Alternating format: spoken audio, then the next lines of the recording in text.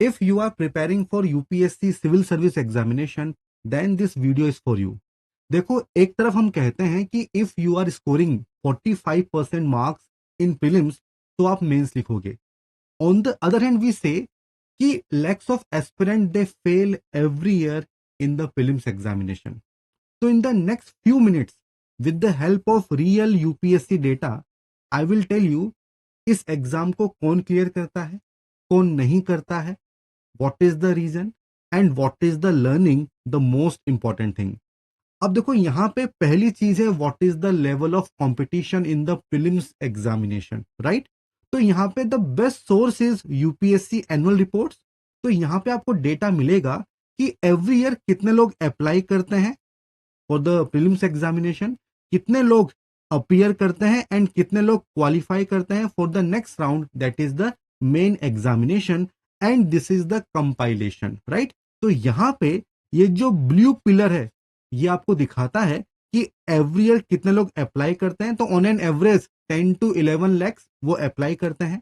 जो second pillar है ये आपको दिखाता है कि कितने लोग अपीयर करते हैं in the prelims examination, right. तो आप देख सकते हो अराउंड 5 लाख to 6 लाख ये लोग अपीयर करते हैं इन द प्रीलिम्स एग्जामिनेशन.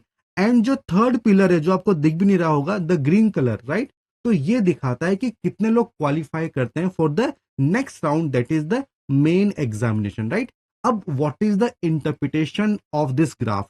तो एक चीज तो क्लियर है कि on an average only 45 to 55% of applicants, जितने लोग अप्लाई कर रहे हैं, they appear for this examination. आप देख सकते हैं कि around 11 lakhs they fill the form और इसमें से केवल 5 to 6 लाख यही प्रीलिम्स एग्जाम देने जाते हैं. तो 50% कंपटीशन तो यहीं पे रिड्यूस हो गया. अब इसका लॉजिक क्या है, इसका रीजन क्या है.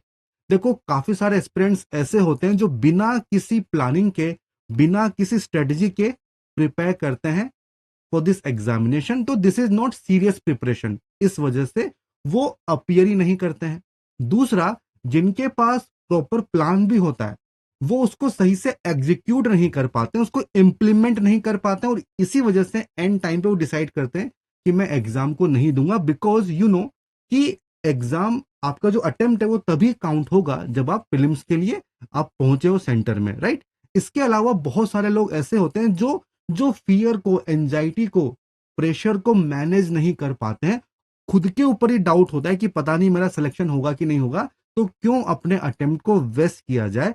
इसी वजह से आप देख सकते हैं कि 50% ड्रॉप आपको देखने को मिलेगा. अब जो सेकंड इंटरप्रिटेशन है वो क्या है कि out of those who appear only around 2%, केवल 2% they qualify for the main examination. This shows कि कितना ज्यादा कंपटीशन है. एंड ये कंपटीशन और ज्यादा हो जाएगा जब आपको पता चलेगा कि लोग रैंक को इंप्रूव करने के लिए भी फाइट करते हैं. Already they are in service, IPS हैं, आईआरएस हैं, वो भी आपके साथ फिल्म्स देंगे, राइट. एंड देखो, ये भी चीज समझ में आ रही है कि मैक्सिमम जो एलिमिनेशन है वो इसी स्टेज पे हो रहा है. तो around 6 lakh students they are giving prelims examination और सिलेक्शन कितनों का हो रहा है, अराउंड 10,000, 11,000, 12,000. तो मैक्सिमम एलिमिनेशन इसी स्टेज पे हो रहा है. तो देखो, कोई एग्जाम है जिसका ऑब्जेक्टिव सिलेक्शन नहीं है बल्कि एलिमिनेशन है, तो पेपर तो टफ ही होगा. You should be ready for the surprises in the prelims examination. तो अगर कोई कहे कि यार पेपर डिफिकल्ट आ गया, तो पेपर तो डिफिकल्ट आएगा ही सही ना, because this is the nature of this exam, right. तो आपका जो माइंडसेट है वो बहुत ज्यादा मैटर करेगा in this examination. You should be ready for the surprises. तो पेपर टफ आएगा, ऑप्शंस वेरी करेंगे, कभी करंट अफेयर का वेटेज बढ़ जाएगा, कुछ भी हो सकता है. Because the objective is not selection, it is elimination, right. अब जो सेकंड डेटा है वो है आपकी कट ऑफ का, कि कट ऑफ कितनी जाती है. तो एवरी ईयर यूपीएससी आपको बताता है कि इस बार कितनी कट ऑफ गई है, राइट. एंड यहां पे आप देख सकते हो कि this is the compilation, right. तो पिछले 5 साल के लिए क्या कट ऑफ गई है for general category in prelims examination, वो आप देख पा रहे होंगे ऑन योर स्क्रीन, ठीक है. तो देखो, कोई ज्यादा कट ऑफ नहीं है. इन 23 75 out of 200 this was the cut off, right. तो हम कह रहे हैं कि बहुत टफ एग्जाम है, बहुत ज्यादा कंपटीशन है, बट कट ऑफ तो काफी कम है, राइट. तो 87, 88, 87, 92 this is the cut off for general category. तो बेसिकली 38% से लेके 46% इतना ये वेरी करती है। तो बहुत ज्यादा वेरिएशन आपको देखने को नहीं मिलेगा। क्यों? बिकॉज हर साल पेपर टफ ही आ रहा है, difficulty level of the paper आपको देखने को मिलेगा। ठीक है, इसके साथ साथ सीसेट जो है वो भी बहुत ही क्रूशियल फैक्टर है। मैंने खुद देखा है बहुत सारे ब्राइट कैंडिडेट जो जीएस में काफी अच्छा स्कोर करते हैं बट सीसेट में फेल कर जाते हैं, इस वजह से कट ऑफ कम जा रही है। राइट, तो सीसेट को आपको बहुत सीरियसली लेना पड़ेगा। तो हमने क्या देखा कि इस एग्जाम में आपकी प्लानिंग इंपॉर्टेंट है, उसका एग्जीक्यूशन भी इंपॉर्टेंट है, और जो सीसेट है ना उस पे आपको फोकस करना होगा। एंड पेपर को लेके आपका माइंडसेट क्या है वो भी बहुत ज्यादा इंपॉर्टेंट होता है। एंड देखो, कट ऑफ डिसाइड करने में वैकेंसीज का इतना जो है रोल नहीं होता है। आप देखिए कट ऑफ ऑलमोस्ट सेम ही जा रही है, अराउंड 87 टू 93। तो क्या हमें 150, 160, 170 को टारगेट करना है फॉर प्रीलिम्स एग्जाम? बिल्कुल नहीं। बिकॉज जो भी आपके मार्क्स आएंगे उससे कोई खास फर्क नहीं पड़ता। भले ही आप 100 स्कोर कर रहे हो या 150, दोनों लोग मेंस लिखेंगे। राइट, तो आपका टारगेट क्या होना चाहिए? 100 प्लस मार्क्स। तो इतने मार्क्स भी आपके आ जाएंगे, इसका मतलब आप मेंस लिख रहे हो और ये मार्क्स आपके काउंट होते भी नहीं है। अब देखो इसका मतलब क्या है, इसका मतलब ये है कि हर चीज पढ़ने की जरूरत नहीं है। बिकॉज देखो यूपीएससी में टाइम का बहुत बड़ा कंस्टेंट होता है, सिलेबस बहुत ज्यादा है, तो हर चीज नहीं पढ़ना है। राइट, तो रीडिंग आपकी लिमिटेड होनी चाहिए। जो हाई क्वालिटी सोर्सेज हैं, जो स्टैंडर्ड बुक्स हैं, जो न्यूज़पेपर्स हैं, उन पे आपको ट्रस्ट करना होगा, उन पे आपको फोकस करना होगा। आपके रिसोर्सेज जो है वो फिक्स होने चाहिए।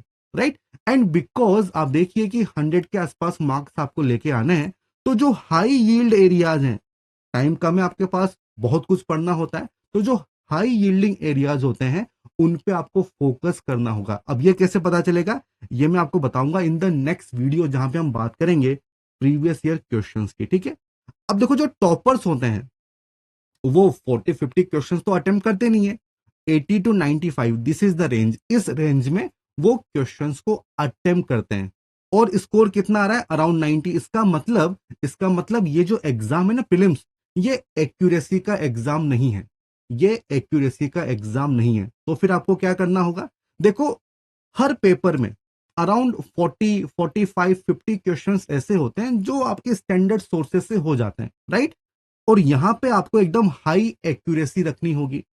तो यहां पे कोई भी स्कोप नहीं है कि आपका जो क्वेश्चन है वो गलत हो जाए। तो यहां पे आपकी एक्यूरेसी बहुत ही अच्छी होनी चाहिए, मोर देन 90%। बट इससे आपका प्रीलिम्स निकलेगा नहीं। तो करना क्या है कि जो रिमेनिंग क्वेश्चंस हैं वो भी आपको अटेम्प्ट तो करने होंगे। तो 30 क्वेश्चंस, 35 क्वेश्चंस, 40 क्वेश्चंस ऐसे होंगे जहां पे आपको रिस्क लेनी होगी, जहां पे आपको अपना माइंड जो है वो अप्लाई करना होगा, अपनी नॉलेज को अप्लाई करना होगा। तो यहाँ पे आपको एलिमिनेशन करना होगा। राइट, कॉमन सेंस यूज करना है।